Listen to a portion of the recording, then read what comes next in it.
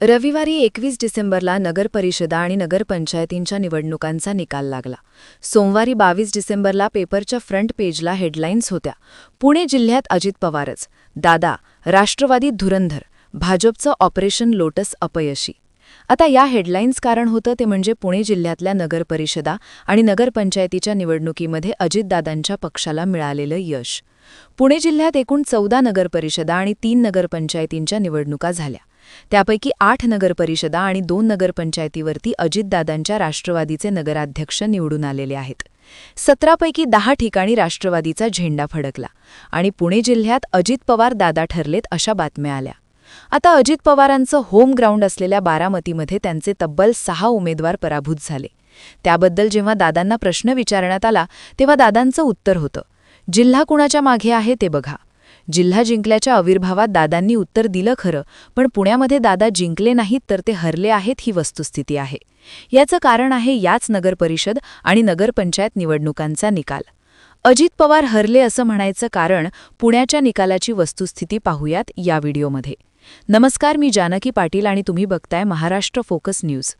जिल्हा कुणाच्या मागे आहे हे बघा, असं अजित पवार म्हणतायत, कारण त्यांच्या पक्षाने बारामती, लोणावळा, शिरूर, जेजुरी, भोर, इंदापूर, फुरसुंगी, उरुळी देवाची दहीहंडी या नगरपरिषदा आणि वडगाव आणि माळेगाव बुद्रुक या 2 नगरपंचायतींवरती सत्ता मिळवली. पुणे जिल्ह्यात सगळ्यात जास्त नगराध्यक्ष अजित पवारांचे बसले हे तर स्पष्ट झालं. पण म्हणून अजित पवारांना निर्भेळ यश मिळालं का, तर उत्तर आहे नाही. मुळात पुण्याच्या ग्रामीण भागात नेतृत्वाची सूत्र बरीच वर्ष अजितदादांच्या हातात आहेत. अजित पवार महायुतीत आल्यानंतर इथं त्यांना 2 विरोधक उरले, ते म्हणजे शरद पवार गट आणि काँग्रेस. पण शरद पवार गटाने या निवडणुकीमध्ये तलवारीच बसल्याच नाहीत. अगदी बारामती माळेगावमध्ये तर थोरल्या पवारांनी धाकट्या पवारांना अघोषित बाप दिल्याची स्थिती होती. काँग्रेस तर पिक्चरमध्ये नव्हती. त्यामुळे सबकुच अजित पवार हे चित्र तयार करण्याची संधी अजित पवारांना होती. पण प्रत्यक्षात मात्र तसं घडलं नाही, कारण ठरला भारतीय जनता पक्ष. अजित पवार पुण्यामध्ये हरले हे म्हणायचं कारण सुद्धा आहे.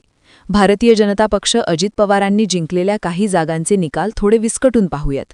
पहिल्यांदा बघूया शिरूर नगरपरिषद.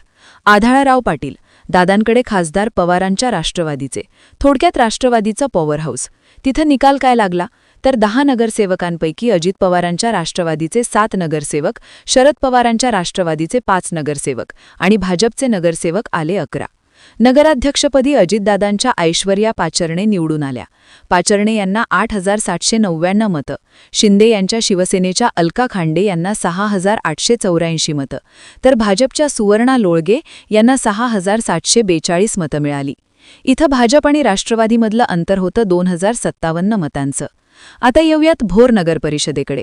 पुणे जिल्ह्यात अगदी हॉटस्पॉट म्हणून चर्चेत असलेली ही जागा.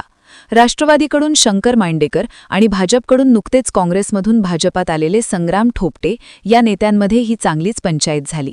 यांचा बालेकिल्ला असलेल्या भोर दादांच्या मांडेकर यांनी जिंकलेलं, त्यामुळे नगरपरिषद हा मांडेकरांसाठी तुलनेने सोपा डाव होता. त्यांनी इथं राष्ट्रवादीचा नगराध्यक्ष सुद्धा निवडून आणला.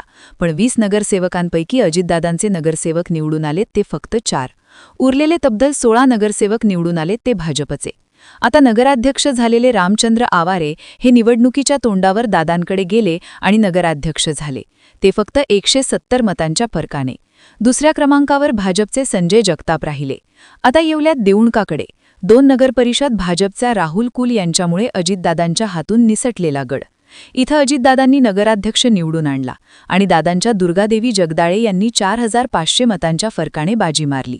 मतदानाच्या 2 दिवस आधी अजितदादांनी सभा घेतली होती, त्यामुळे निकालानंतर दादांनी तोंडमध्ये गेम फिरवला अशा बातम्या आल्या खऱ्या, पण मूळ मुद्दा वस्तुस्थितीचा. भाजप नेते नागरिक हित संरक्षण मंडळ या विकास आघाडीला पाठिंबा दिला होता. या आघाडीचे 26 पैकी 16 नगरसेवक निवडून आलेत, तर अजितदादांच्या पक्षाचा आकडा आहे 9 इतका. थोडक्यात इथंही फक्त नगराध्यक्ष दादांचे पॅनल बसले, भाजप पुरस्कृत आघाडीचे. यानंतर येते इंदापूर नगरपरिषद. पक्षाने आम्हाला बोललं तर आम्ही पक्षाला पाडल्याशिवाय राहणार नाही, असं विधान करत अजित पवारांच्या राष्ट्रवादीच्या प्रदीप गारटकर यांनी जाहीरपणे वेगळी भूमिका घेतली.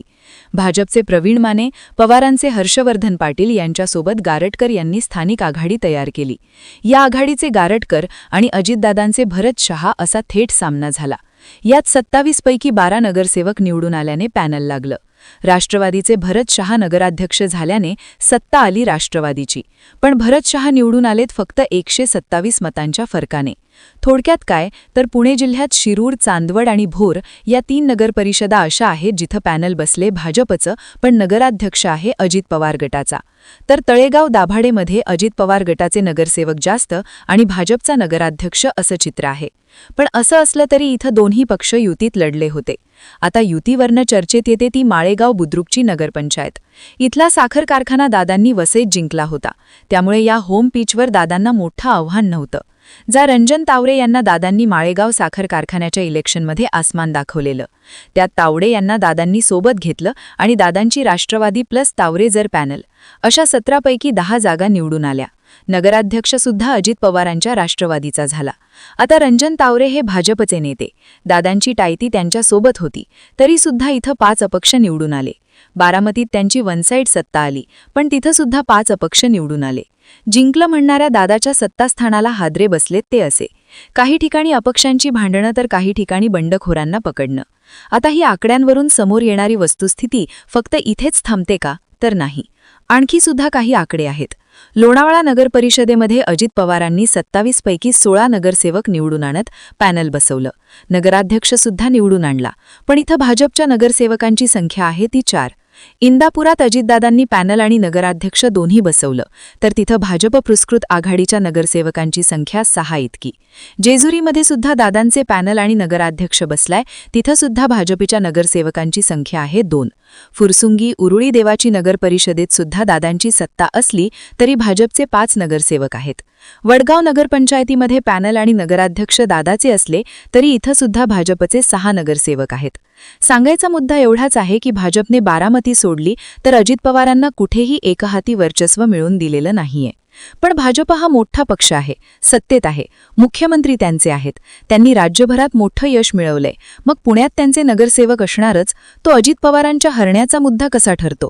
तर मुळात ही गोष्ट समजून घ्यावी लागते की पुणे ग्रामीण हा भाजपचा बेस कधीच नव्हता. इथं ताकद होती राष्ट्रवादी काँग्रेस आणि काही प्रमाणात शिवसेनेची.